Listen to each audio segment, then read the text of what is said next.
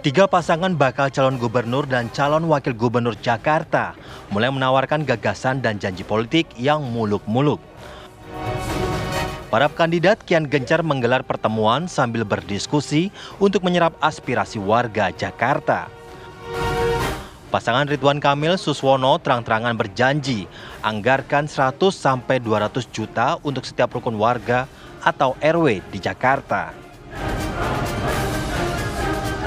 Begitu juga dengan pasangan yang diusung PDI Perjuangan Pramono Anung Rano Karno, fokus pada program kelas menengah bawah. Di antaranya akan menggandakan anggaran RT dan RW, penambahan kamera pengawas, hingga kembali dihidupkannya Balai Rakyat. Sementara itu, bakal calon gubernur dari jalur independen Dharma Pongrekun bersama Kun Wardana punya program konkret untuk Jakarta, yakni selamatkan jiwa keluarga. Dari tiga konstituen tersebut, gagasan siapa yang paling nyata dan dibutuhkan demi menangkan hati warga Jakarta?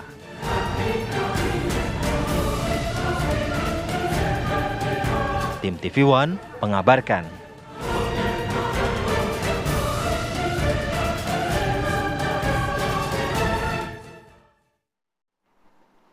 Ya, sudah ada janji-janji manis yang diberikan.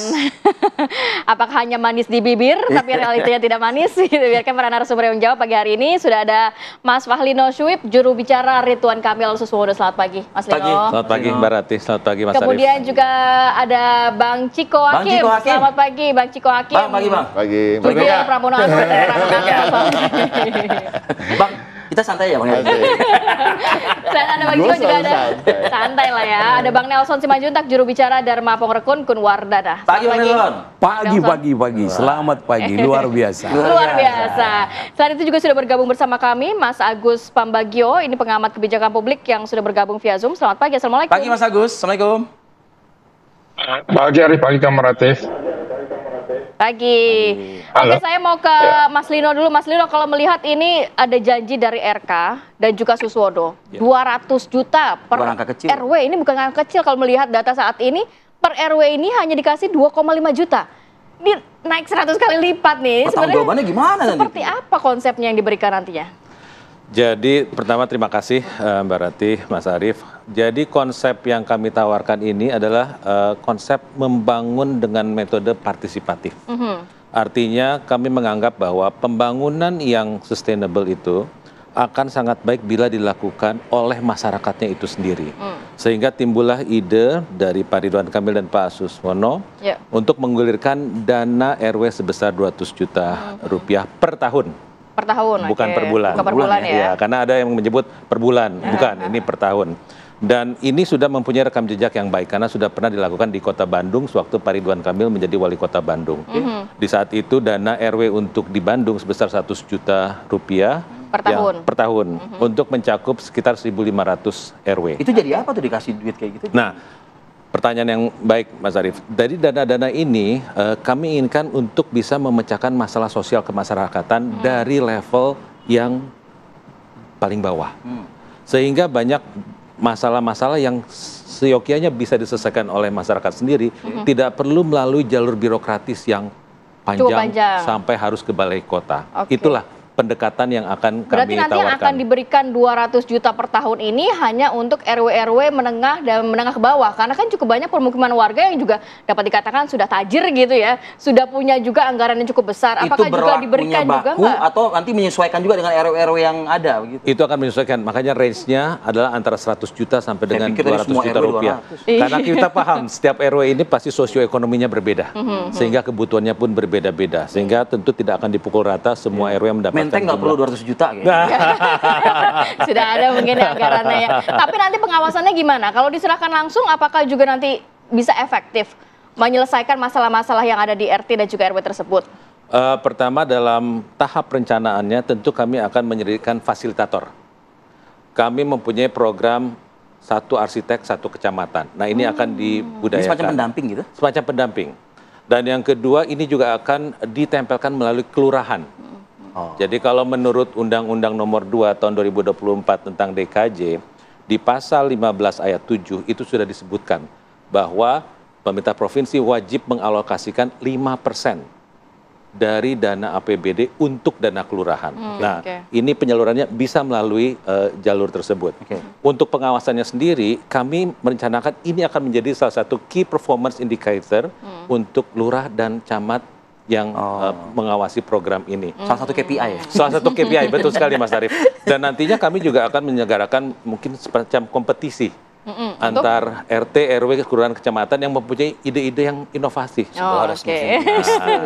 Ini, jadi dalam konteks itu masyarakat pun juga bisa menilai, bisa juga mengawasi. Jadi sudah komprehensif apa yang dipikirkan dengan 200 juta rupiah itu ya. Kenapa Bang Ciko senyum-senyum nampaknya? Gitu ya. Apa? Agak nggak mungkin. Kirain ganteng juga. Sedikit sebelum program yang akan dijalankan oleh Pramono Rano, mungkin nggak 200 juta ini?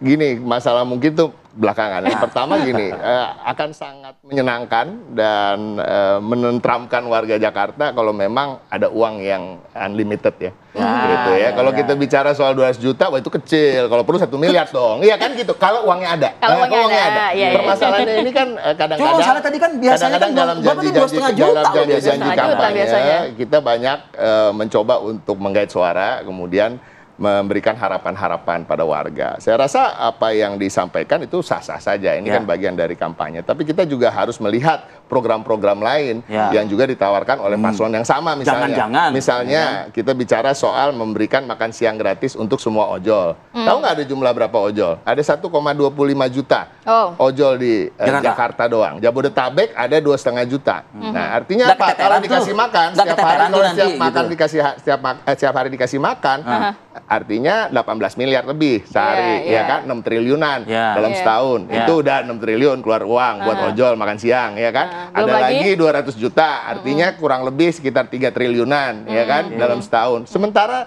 DKJ ini berubah dari DKI menjadi DKJ. Ya, kita jangan ngomong APBD-nya dulu. Ketika menjadi daerah khusus ibu kota kemarin, ada bantuan-bantuan in kind gitu ya, dalam bentuk dana atau dalam bentuk bantuan lain, itu nilainya sampai 40 triliun yang akan hilang ketika kita berubah menjadi DKJ. Artinya kita harus bicara dengan postur anggarannya berarti dulu, tidak sebesar postur itu anggarannya keuangannya, lagi, postur finansialnya, postur fiskalnya. Nah, ini yang masyarakat juga saya rasa alhamdulillah di Jakarta ini tingkat pendidikannya cukup tinggi. Jadi pasti ada hitung-berhitung ya, kalau uang ini dipakai di sini pasti ada sesuatu yang dikurangi dari kebutuhan gue yang lain. Biar balance gitu kan. Nah, ini supaya masyarakat juga bisa menilai bagaimana program-program dari paslon. Karena itulah paslon Anda realistis aja begitu, nggak usah muluk-muluk begitu. Kita mencoba gitu. untuk realistis. Satu, kalau kita bicara soal DKJ, kita harus bicara soal soul-nya. Soul-nya apa sih? Jiwanya DKJ ini, perubahannya dari DKI ke DKJ apa? Ini akan menjadi pusat ekonomi. Pusat ekonomi global. Artinya kita mengutamakan penggiatan ekonomi secara basis-basis di masyarakat. Kita bicara soal UMKM, kita bicara soal bantuan-bantuan, ketika kita bicara soal memaksimalkan fungsi-fungsi seperti Airpetra, fungsi-fungsi seperti stadion, fungsi-fungsi pusat olahraga dan lain-lain, itu artinya apa? Artinya di sekitar situ juga akan ada kegiatan ekonomi gitu ya. Jadi kita lebih fokus ke sana. Kalau kita bicara soal RW maupun wilayah-wilayah tertentu, kita bicara soal balai rakyat tadi. Balai rakyat itu kan bukan sekedar tempat kongko-kongko, itu tempat berkegiatan, ada PKK, ada pelatihan UMKM. Lebih dominan sekarang olahraga ya? Ada hal-hal yang sifatnya mungkin daycare, ya kan?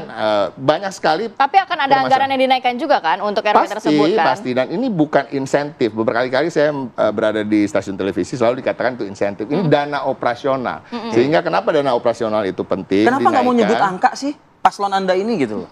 Kita kan kalau ini kan jelas nih terang nih 200. Kita sebut dana operasional itu akan naik 2 kali lipat. Ya, artinya nyebut dari berapa, 2 juta ya kan menjadi 4 juta, RW dari 2,5 menjadi 5 juta. Dana operasional itu apa per bulan sih? Ya? Dana operasional ini bukan dana kemudian untuk insentif para pengurus RW atau pengurus RT.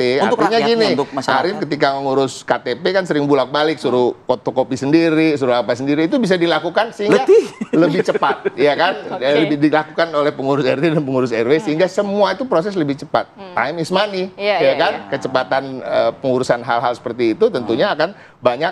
Itu time is money bukannya oknum mau cepet ya ada harganya, bukan gitu ya? Bukan ya, justru itu kan, itu kita menghindari hal-hal seperti itu, ya kan. Nah, ya pada prinsipnya sampai hari ini tentu kita kan belum penetapan ya. Jadi visi misinya belum fix. Tapi kira-kira itu tadi lah, spill dikit lah. Apa yang kita jadi lebih realistis karena angkanya kita mencoba untuk realistis sambil melakukan inovasi-inovasi dan gebrakan-gebrakan terkait dengan bidang ekonomi tadi. Karena memang kita harus lihat ekonomi nih. Iya dong, DKI ini berubah menjadi DKJ, pusat ekonomi, kota global dan lain-lain. Bang Nelson gimana? Bang Nino bisa nanggapi juga, tapi kita ke Bang Nelson dulu ya. Bang Nelson, 200 juta, satu naik 2 kali lipat. Kalau dari Abang lebih baik sejahtera dulu masyarakatnya begitu ya, warganya ya. Apa konsep yang luar biasa ini ya. Jadi bagaimana menjadikan Jakarta aman, rakyatku nyaman.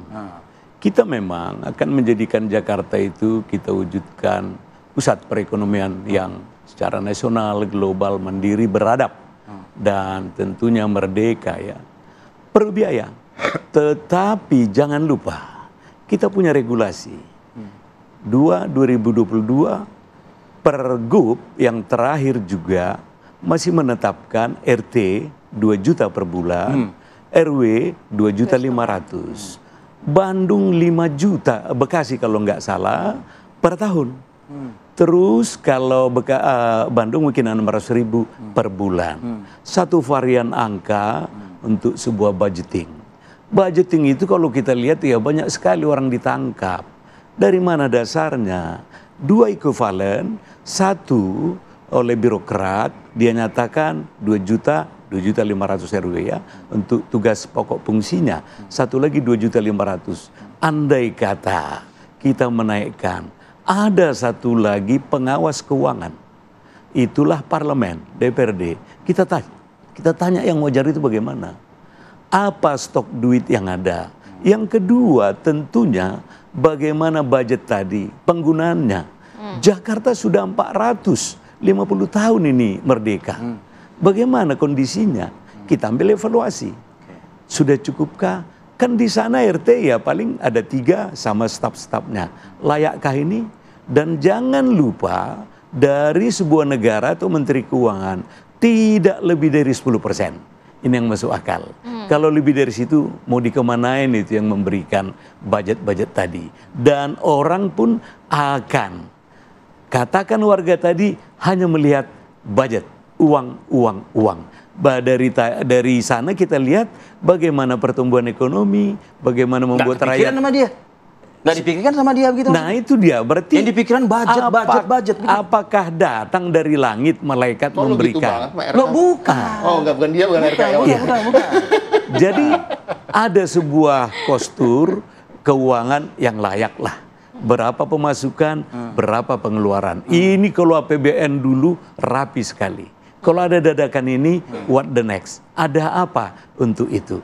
Ini yang harus kita perhatikan. Jadi kalau Undang-Undang Dasar 45 memerintahkan welfare, kenyamanan, kesejahteraan itu milik kemerdekaan rakyat. Kenyamanan, kesejahteraan itu haruskah dengan nominal? Tidak, belum tentu. Tidak ada rakyat itu kalau tidak terpaksa tangannya ke bawah. Kemandirian. Oke. Baik, nanti kita akan coba dengar juga komentar ya daripada masing-masing tim dari paslon ini. Termasuk juga apa tanggapan Mas Agus mendengar analisa atau mungkin paparan yang disampaikan oleh para tim-tim dari paslon ini ya Mas Agus. Usai jeda kami akan kembali untuk Anda.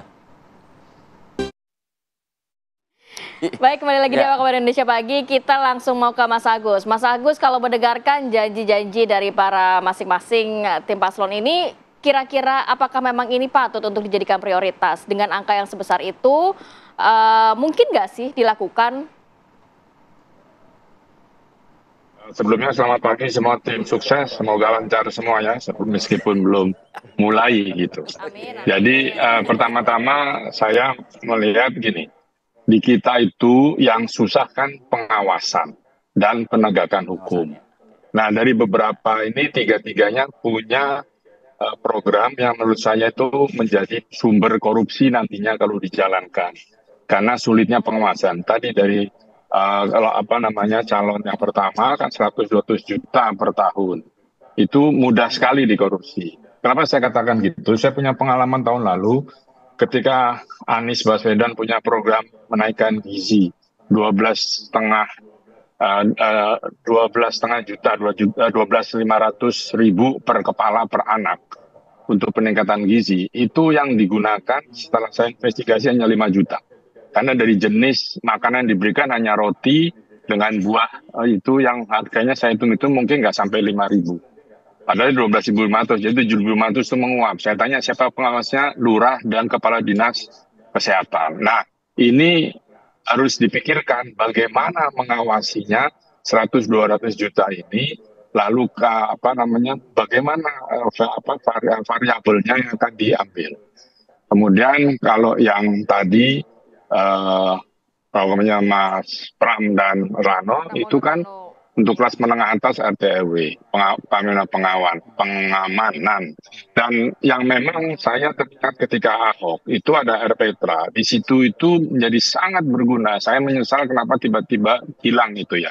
Kalau itu mau diteruskan itu bagus sekali, karena RPtra saya selalu katakan itu menjadi program KB masa kini. Kenapa saya bilang program KB? Karena RPtra itu akan terlokasi di daerah-daerah kumuh, di mana rumah-rumah peta, di situ satu keluarga kumpul anak cucu dan sebagainya, lalu yang laki-laki tidak punya pekerjaan, ya pekerjaan serabutan, pulang rumah bikin anak, pulang rumah bikin anak. Nah, kalau ada RPtra itu, dia akan berkegiatan di RPtra itu, ya kan, olahraga, ngobrol, ngopi, jadi pulang sudah lelah, capek, tidur dia, tidak bikin anak terus. Nah, ini salah satu program KB zaman sekarang. Kalau itu diterapkan, itu bagus sekali, saya mendukung soal RPtra, lalu ada RTH dan sebagainya lah. Yang saya tidak dukung program Mas Pram yang ini jalur motor sendiri, itu ribet bagaimana bangunnya. Itu juga nanti proyeknya pasti dikorupsi. Dan ngatur karena Pak Mulyono, Pak Presiden sudah membiarkan ojek itu berserakan di Jakarta. Ya, akhirnya sudah tidak bisa dikendalikan. Dulu diperlukan karena untuk suara. Nah, sekarang bagaimana mengatur mereka? Itu yang perlu nanti saya sampaikan saja. Kemudian tuh yang paslon ketiga, selamatkan keluarga. Ya, itu selamatkan keluarga dengan makan gratis atau apa itu sekali lagi itu sangat riskan dengan korupsi. Itu saya sudah lakukan di RW saya. Itu akhirnya bisa setelah saya bicara dengan gubernur waktu itu Anies dan juga yang sekarang PJ, itu bisa dilakukan dan sekarang 12.500 macam-macam, sudah ada daging, ada telur dan sebagainya. Nah, semua itu sebetulnya tiga-tiganya belum menyentuh problem di DKJ saat ini, yaitu apa? Air bersih. Ya, belum ada yang mau air bersih. Air bersih di Jakarta itu sangat langka dan mahal. Karena kalau yang tidak kebagian di Jakarta Utara, Jakarta Barat itu harus beli. Yang harganya jauh lebih mahal dari harga dari PDAM. Dan itu sudah 19 tahun kalau saya tidak salah tarif air di Jakarta tidak naik sehingga tidak ada perkembangan.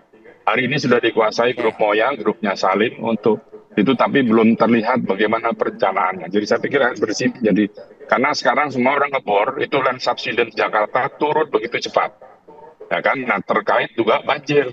Ini sudah mulai hujan, tadi malam sudah hujan, lalu macet. Saya dari kantor saya di Sudirman ke rumah saya di Pondok Labu 3 jam. Total semua jalur macet tadi malam.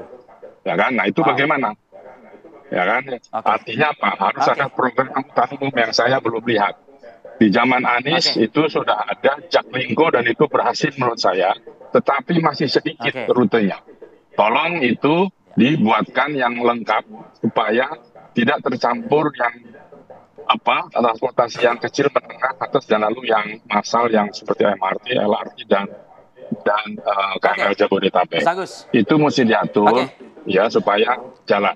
Itu saja. Oke, kita minta komentar ya menanggapi tadi analisa dari Pak Kar. Saya putar balik nih dari Bang Nelson. 1 menit nih Bang Nelson. Silakan tanggapi Bang. Ini belum menyentuh khawatir korupsi. Baik. Bagaimana kebutuhan hidup kita sudah pikirkan. Artinya sektor-sektor apa saja, air minum, pedestrian, perumahan, kalau tidak semodel apartemen. Nah, ini kan rahasia perusahaan semua ini. Yang penting apakah rakyat itu sudah berpikir layak dan tepat. Siapa yang akan membuat kesejahteraan itu ke depan? Mari kita lihat. Di samping Jakarta, kita sudah 78 tahun merdeka. Apa yang sudah diperoleh rakyat DKJ? Masihkah ada di suburb di bawah jembatan atau masyarakat yang termarginalkan. Ini siapa yang pernah menolong? Kita kan selalu... Konkretnya seperti apa, Bang? Nah, ada beberapa program yang kita sedang siapkan ya, baik divisi maupun misi. Nah, akselerasi dan kalaulah paling indah, bagaimana pejabat terdahulu, ada 1-2, kita lihat, kita teropong. Yang dilakukannya, ada nggak loophole yang belum menyentuh untuk masyarakat yang ada. Di depan kiri kanan kita ini apartemen semua. Apakah rakyat Betawi, rakyat Jakarta yang ada ini yang memiliki? Belum tentu. Mereka tergerus ke pinggiran. Oleh karena itu, beberapa catatan-catatan yang disampaikan rekan kita tadi sudah masuk dalam daftar yang akan perbaikan kita ke depan. Bang Ciko? Alhamdulillah konkret sekali apa yang disampaikan Mas Agus Pambagio tadi. Mungkin tadi nggak terdengar saya menyampaikan ada RPTRA juga tadi saya sebut, Balai Rakyat, RPTRA dan juga pusat-pusat interaksi warga juga yang akan kami bangun. Tapi 5 tahun terakhir memang tidak kembali digiatkan RPTRA itu kan? Betul, karena kebetulan bukan gubernurnya bukan kami, PJ-nya juga bukan dari yang diusung oleh kami. Nanti ke depan tentu kami sudah menjanjikan pada masyarakat bagaimana untuk kami bisa melanjutkan program-program unggulan, legasi-legasi yang baik yang ditinggalkan oleh pendahulu-pendahulu seperti Pak Ahok, Pak Anies. Pak Ahok terkait dengan RPTRA salah satunya, Pak Anies terkait dengan Jaklingko tentunya itu juga ada dalam visi misi kami. Dan menarik banget apa yang disampaikan soal pengawasan. Nah, itulah yang menjadi tantangan di seluruh daerah dan bukan hanya di Jakarta, bahwa kita harus tahu bahwa kita ini hidup di kerangka negara Kesatuan Republik Indonesia, ada penegakan hukum yang ada Polri, ada KPK. Artinya kerjasama dengan pemerintahan pusat, dengan aparat-aparat yang setingkat pusat juga harus betul-betul dilakukan, koordinasinya harus dilakukan. Dan yang paling menarik tadi terkait dengan air bersih nih, saya terpaksa harus buka visi misi nih, belum dipublish tapi boleh dikasih. Kita juga udah memapping permasalahan utama Jakarta. Kalau kita bicara, saya bicara permasalahan utamanya dulu. Artinya nomor 1 polusi, kemacetan, akses air bersih dan perpipaan. Itu juga akan menjadi prioritas kami. Ada banjir, rob dan genangan, kebakaran, ketenaga kerjaan, kaum miskin kota yang ada 500 juta jumlahnya di Jakarta. Bayangin di Pondok Indah itu di Kebayoran Baru itu ternyata miskin kotanya totalnya di kawasan-kawasan elit itu separuh dari 500.000. Ada 240.000 miskin kota. Nah, kalau kita bicara soal yang lebih spesifik yang sekarang lagi sering disebut-sebut kampung bayam, kampung akuarium, itu hal-hal juga yang kami akan pikirkan di mana nanti hunian mereka tidak boleh jauh dari tingkat tempat berkegiatan. Kenapa? Karena transportasi juga ada biaya, waktu adalah uang juga kalau mereka membuang waktu. Setuju dong kebijakannya Ridwan Kamil Suswodo. Nggak bisa gini, semua kebijakan termasuk dengan Pak Pongrekon pasti gini, pasti ada kesamaan-kesamaan. Tidak mungkin nggak ada, ya kan? Karena kita bicara soal tata kota, kita bicara soal master plan gitu. Tapi mungkin cara mengadresnya, ya cara mengattack permasalahan dan cara itu mengawasi berbeda. juga beda-beda loh. Pengawasan, tapi tentunya kita harus tahu terkait dengan kita hidup di NKRI ini ada polisi yang dikelola oleh pusat. Itu dari Pramono Rarno. Kalau dari sisi RK kira-kira tadi ada 2 poin. Pertama mengenai masalah air bersih yang juga belum disinggung. Yang kedua adalah ini rawan korupsi nih. Apalagi angka gede nih. Iya, jadi mungkin saya menambahkan dari apa yang telah disampaikan oleh Bapak sebelumnya. Pertama terkait dengan pengawasan. Pengawasan ini bukan hanya milik program paslon tertentu. Tadi seperti Bang Ciko sampaikan, ini problem nasional. Nah, apa bedanya dengan yang kami tawarkan melalui program Dana RW? Dana RW seperti tadi saya sempat sebutkan bahwa ini adalah modelnya partisipasi dari masyarakat. Ini dihasilkan melalui rembuk warga dan masyarakat berpartisipasi aktif dalam pembangunan ini. Sehingga nantinya begitu program ini berjalan akan ada kontrol sosial dari masyarakat. Jadi tidak hanya mengandalkan aparat penegakan hukum, tapi kami juga mengandalkan social control daripada masyarakat itu sendiri terhadap penggunaan dana tersebut. Sehingga dana tersebut bisa digunakan dengan transparan. Bisa masyarakat ikut mengawasi juga? Karena mereka sendiri yang merencanakan dan melalui rembuk warga. Jadi ini juga akan bagus untuk memastikan bahwa kerukunan antar warga ini juga tercipta. Karena mereka merencanakan pembangunan di daerahnya, di lokalitinya bersama-sama. Jadi ada kontrol bersama dan kontrol sosial. Saya juga ingin menanggapi apa yang Bang Ciko sampaikan tadi. Sebagai pemimpin, memang tugasnya ini adalah memastikan pembangunan berjalan dengan baik. Masalah anggaran itu adalah masalah klasik. Bukan pemimpin yang harusnya berserah diri kepada keterbatasan anggaran. Makanya kami dari pasangan Ridwan Kamil dan Suswono akan memastikan bahwa kita akan menciptakan alternatif pembiayaan untuk pembangunan.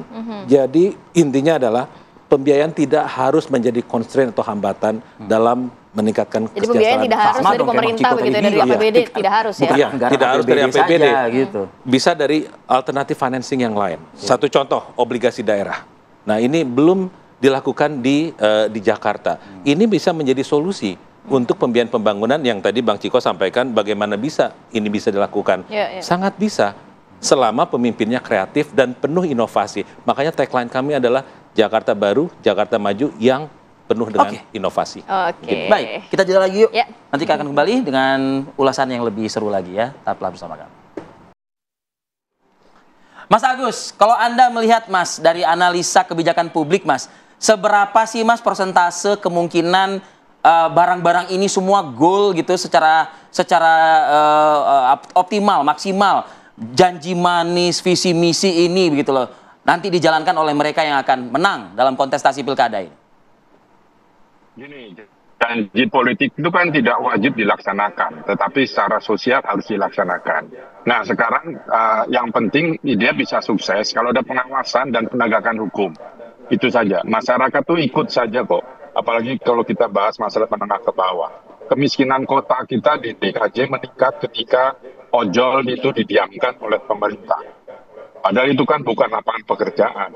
Itu adalah proses pemiskinan kota dan sekarang terjadi. Dan ini harus dipikirkan kalau tadi kita bicara pemiskinan kota. Jadi sekali lagi, ini semua bisa sukses pasti ketika pengawasan atau data sebelumnya. Data kemiskinan harus jelas. Ini baik undang-undang ada di Bappenas, sudah satu data Indonesia, tapi tidak muncul-muncul sampai hari ini. Lalu yang dipakai datanya Kemensos.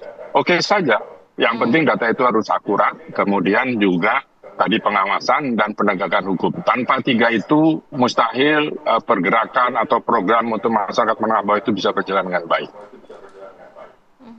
Oke, saya mau ke Bang Ciko. Bang Ciko tadi dikatakan penegakan hukum ini paling penting. Masyarakat sebenarnya ngikut aja kok. Nantinya arahannya atau aturannya akan seperti apa. Nah, dari sisi Pramono Rano nanti akan ada fokus nggak mungkin kalau tidak kebijakan ini dilakukan oleh masyarakat, sanksi tegas begitu. Tentu, atau memang hanya kebijakannya sekedar kebijakan, aturan untuk dilanggar nantinya. Seperti apa contohnya, aturan yang mana maksudnya? Banyak. Ya pastinya gini kan, kita juga melihat ya bagaimana beberapa tahun terakhir, ini termasuk kritik juga buat PJ Gubernur Heru ya, banyak sekali aparat-aparat atau personel-personel di bawah kepemimpinan beliau yang tidak bekerja secara maksimal. Nggak usah soal penegakan hukum aja lah, nggak usah soal Satpol PP-nya ya kan.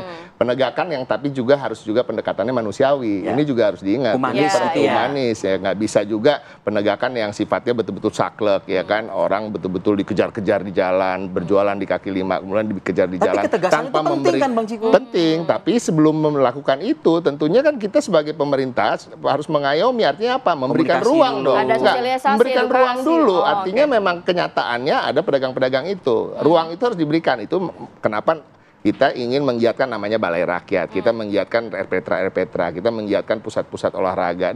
Kita bicara pusat olahraga itu kan kita nggak bicara soal orang main basket atau main futsal saja di situ. Kita bicara terkait dengan pedagang-pedagang yang bisa berjualan di sekeliling itu. Nah, hal-hal seperti ini yang juga harus disiapkan oleh pemerintah sebelum kemudian melakukan penegakan hukum di mana tempat-tempat mereka melakukan yang bandel-bandel itu ya, yang berjualan di tempat-tempat yang tidak semestinya. Nah, terkait dengan CCTV ya, ini saya ingin kembali ke soal CCTV. CCTV itu sangat penting dan saya rasa akan sangat disepakati oleh ibu-ibu di seluruh daerah di Jakarta. Kita bicara soal keamanan, kita bicara soal kenyamanan, Pak. Itu salah satunya. Itu salah satu instrumen yang bisa menunjang itu.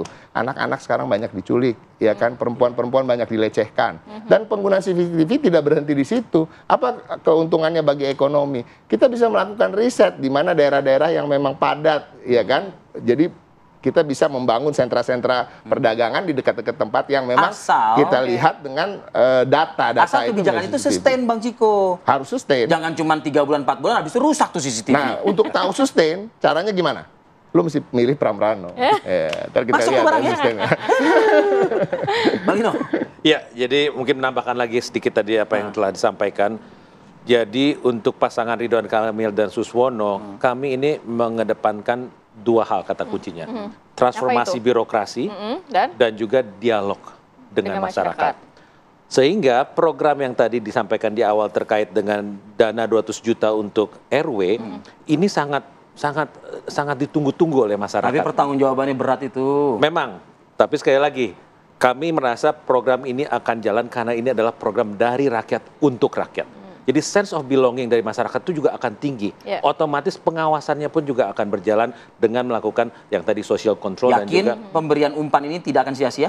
Insya Allah tidak akan sia-sia. Karena sudah pernah dilakukan di Kota Bandung dan berjalan dengan sukses. Pilih pimpinan yang mempunyai rekam jejak yang baik dan memang sudah berpengalaman mengelola wilayah. Mungkin itu. Dana dan penegakan hukum. Ini mau dimergerkan hari ini ya. Kalau dana, mari kita hitung. Ribuan RT, ribuan RW. Kalikan 200 tadi. Overall, anggaran itu mau ke situ aja. Mau makan apa lagi? Infrastruktur, ekonomi, pengamanan. Nah, penegakan hukum, ini Dharma Kun memang alat penegak hukum. Dan satu lagi, ahli digital. Bayi ajaib ini sebenarnya. Kalau mau dilihat konten CV mereka berdua, merangkak dari rakyat bawah semua di DKI dengan satu catatan. Tadi masukan dari rekan-rekan, ini penyalahgunaan kekuasaan. Tolong, jangan-jangan saya sendiri yang tahu itu. Fungsi Pol PP itu bukan untuk menertibkan segala macam itu. Dari terbit matahari sampai pada masuknya, selain ilahi atau alat keamanan lain, TNI Polri, ini yang menjaga kita. Dan ini yang menghasilkan duit. Undang-Undang 23 2014, dia memang aparatur murni. Tidak ada di luar PNS. Dan dia dididik bagaimana menegakkan perda. Intinya, saking banyaknya di negeri ini perda yang tumpang tindih. Ini salah satu misi kita. Di samping desentralisasi, otonomi daerah, dan tentu welfare. Jadi nggak mau ngasih umpan begitu saja ke masyarakat? Jangan kasih ikan lah. Pancing itu. Meskipun ada loh masyarakat yang butuh ikan itu. Sailor bisa mencari itu. Atau nelayan. Kita olah itu, kita membeli. Dan inilah salah satu misi yang kita harapkan sustainable ini dan masyarakat itu di Jakarta. Jakartaku aman, masyarakatku nyaman, apalagi keluarga. Tagline-nya masuk juga itu ya kan. Terima kasih lah kalau kayak gitu Bapak sudah memaparkan ya. Bapak, kita tunggu janji manisnya benar-benar direalisasikan ya. Terima kasih banyak. Mas Agus, terima kasih Mas Agus, waktunya Mas Agus. Makasih, Bos Ciko jangan galak-galak dong. Jangan galak-galak. Untung Ciko Hakim tidak berdiri ya seperti ini ya. Lebih santai ini bagi. Terima kasih Bapak-bapak. Kita tutup diskusi kita.